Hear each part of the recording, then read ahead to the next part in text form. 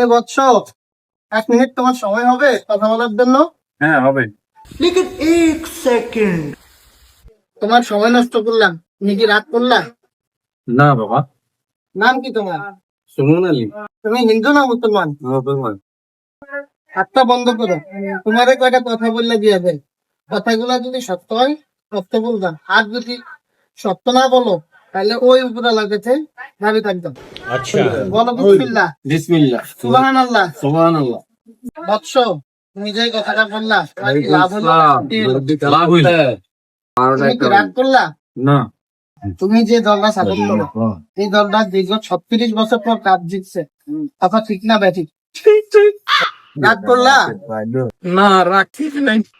তুমি যে দল সাপোর্ট করো, ওই দলের যে খেলোয়াড়টা সেরা হয়, ওই খেলোয়াড়টা সবসময় হাত দিয়া খেলত, কথা ঠিক না ব্যাঠিক? কি রাগ করলা? রাগ করিনি।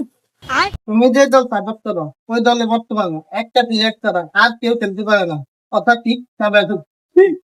তুমি রাগ করলা? না রাগ করি নাই।